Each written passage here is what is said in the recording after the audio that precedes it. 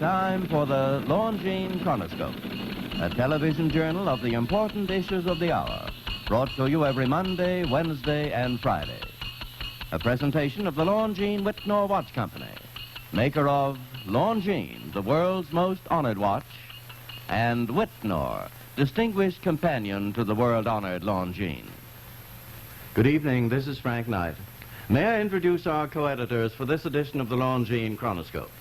Mr. William Bradford Huey, editor of the American Mercury, and Mr. Cecil Carnes, foreign correspondent and outstanding author. Our distinguished guest for this evening is Mrs. Clare Boothe Luce, former United States representative from Connecticut. Mrs. Luce, you, of course, are one of the most distinguished women in America, and I'm sure that our viewers will welcome your expressions tonight on the political campaign. Now, first of all, you are known as one of the very early supporters of General Eisenhower. I wonder if, since the beginning of the campaign, you have suffered any disappointments or disillusionments in the manner in which General Eisenhower has conducted his campaign. Well, Mr. Huey, I've suffered no disillusionments about this campaign because I have no illusions about political campaigns. I've been through 4 presidential campaigns, and one sees that both candidates inevitably are drawn by the diversified nature of their support to compromise a little. This is true always of both candidates. I felt that General Eisenhower has made no more compromises than is necessary to pull all the divergent elements of one great party together. Mr. Stevenson has done the same thing. For new voters, this is disillusioning. But for people who understand politics, it's the nature of our two-party system. Before we move on to the next question, I think I should call our viewers' attention to that very attractive Eisenhower decoration you're wearing. Oh, that. I got that in Chicago, and I've just been out in Illinois and in Indiana campaigning. Well, coming back another question or so on the Eisenhower campaign, do you think that General Eisenhower has now done an effective job of uniting the Republicans and all the protest group in America? I think he has a larger measure of support from his own party than any candidate has had in 20 years, plus the fact that he also has many independents and many Democrats now uniting behind him because of his program and policy, but even more so perhaps because of the character, the wisdom, the experience, and the courage of the man in a time of crisis. Do you feel that the defection of a man like Senator Morse has damaged his campaign seriously?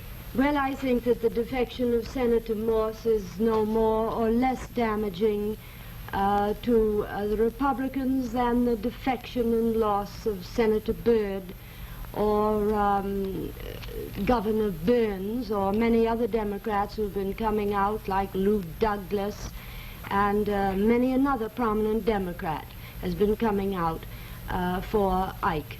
Now, I think that both parties do suffer these losses. I do not consider that the loss of Wayne Morris is going to play a decisive part in the campaign. Mrs. Luce, this year, American women will cast more votes than men. Do you feel that General Eisenhower has an especial appeal to the women of America? Well, you know, Mr. Carnes, there's a great dispute been going on for a good many years as to whether women were more intelligent than men. Now, it'll be very interesting to see what the women do in this election because they have more votes to cast than the men. All the surveys and polls show that the women are going to prove that they're more intelligent than the men because more women are in the surveys voting for Eisenhower. Well, now, why do you think that more women will vote for General Eisenhower?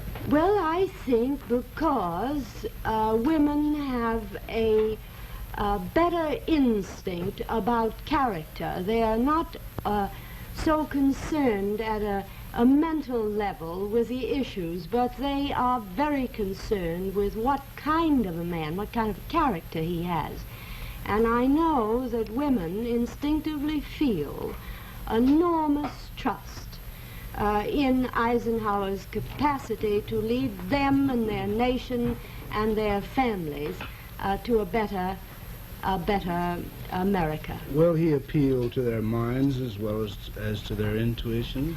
Well, of course, yes, because women are also interested in the issues. On Korea, for instance, do you think women are particularly interested in an issue like Korea? I think it would be hard to say that a father is less interested in what happens to his son than a mother. But in a way that is true, and I do think the women are more concerned by the fact that we've had 19,000 of our boys killed and 90,000 wounded, and that there are 13,000 missing of our boys only 7 years after World War II. We're already in World War II and a half. And I think the women are alarmed when they discover that the president, by his own admission, has no plan at all for ending the Korean War. In fact, from all the president says, and Mr. Stevenson, you get the impression that they're sort of going to stabilize this war for an indefinite period. And I think women feel that Eisenhower can bring this war to an honorable end. How do you feel on that issue, Mrs. Luce?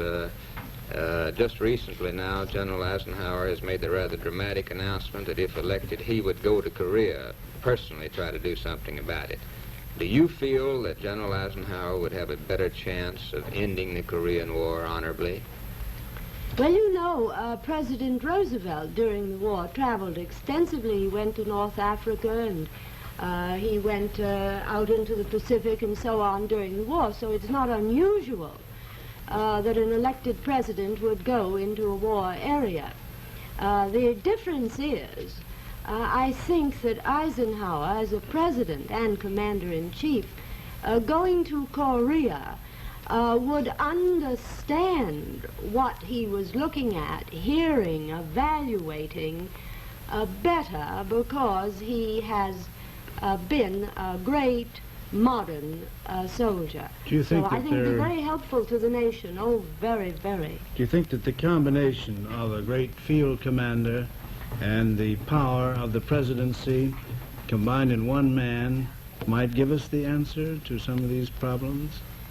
Well, you know, the terrible question of our times is War II going to turn into World War III? And I am quite sure that General Eisenhower's experience of war and of handling national leaders in times of war will be invaluable in preventing it. Oh, you know, a lot of people say that because he's a soldier, he'd be interested in having a war, but did you ever hear of a fireman that wanted to start a fire? We've had 9 presidents who were generals, and there's never been a war under one of them. Mrs. Luce, I'm sure that our viewers would be disappointed if they didn't hear you talk about the other side a little bit. Now, what about the president in this campaign and Mr. Atchison? The president first. What do you think of his role in the present campaign?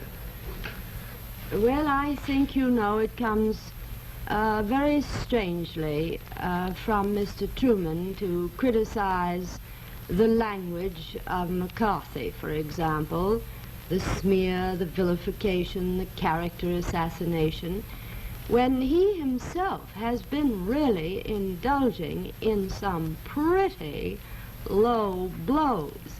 I think this is most unfortunate. Now, the professional Democratic politicians tell me, yes, but this gets votes. I don't think somehow that the American people really like that kind of campaigning, not anyway when it is being done by a man who is not seeking to protect himself or get into office, but just being done to show that this man, General Eisenhower, couldn't refuse to run on the Democratic ticket as he did and get elected, because Truman, hell hath no fury like a Truman scorned. Well, now, what about the Secretary of State? Do you think he's an important issue in this campaign? I think he is so important an issue that the counter-barrage, the smokescreen of McCarthyism has been set up to hide the terrible issue of Acheson from the public. Dean Acheson's foreign policies were directly responsible for the loss of China, the handing over of China to the communists, and for the fact that our boys are now fighting these very people in Korea. I think that when history writes the record of appeasement, the loss of 100 million people a year behind the Iron Curtain, the loss in treasure and in blood to our people that we have suffered under Dean Acheson, it will be a very black book in history. And the Democrats don't want us to turn the pages of that black record. And that is why they are making so much about the loud mouth and the smear campaigns of McCarthy to hide that issue. Understand, I don't deny that McCarthy is using the language he uses. I just say that the attention which he is being given is in order to protect Mr. Dean Acheson from criticism. Well, I'm sure that our viewers have very much appreciated these views tonight, Mrs. Luce, and thank you for being with us. It's been a very great pleasure. Thank you, Mr. Huey. And The Mr. opinions Clare. you've heard our speakers expressed tonight are entirely their own. The editorial board for this edition of the Longines Chronoscope was Mr. William Bradford Huey and Mr. Cecil Carnes. Our distinguished guest was Mrs. Clare Boothe Luce, former United States representative from Connecticut.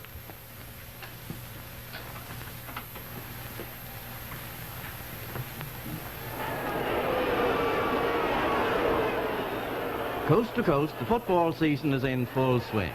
And coast to coast this year, as for years past, the football games of more than 125 leading colleges and universities are timed by Longines, the most honored watch in the world of sport. Yes, the games of Princeton, Dartmouth, Harvard, California, Texas A&M, Georgia Tech, and over 100 more are timed by Longines watches. And field judges, umpires, and observers of the National Football League also use Longines watches exclusively for official timing. The reason? Accuracy. Not as an empty claim, but demonstrated time after time, year after year, in competitive accuracy trials at great government observatories. Yes, for greater accuracy, for beauty, for the promise of a long and useful life. Throughout the world, no other name on a watch means so much as Longines, the world's most honored watch, premier product of the Longines Whitnall Watch Company since 1866, maker of watches of the highest character. We invite you to join us every Monday, Wednesday, and Friday evening at this same time for the Longines Chronoscope, a television journal of the important issues of the hour, broadcast on behalf of Longines, the world's most honored watch, and Whitnall, distinguished companion to the world-honored Longines. This is Frank Knight, reminding you that Longines and Whitnall watches are sold and serviced from coast to coast by more than 4,000 leading jewelers who proudly display the emblem, Agency for Longines Whitnall Watches. Make your election headquarters the CBS television network.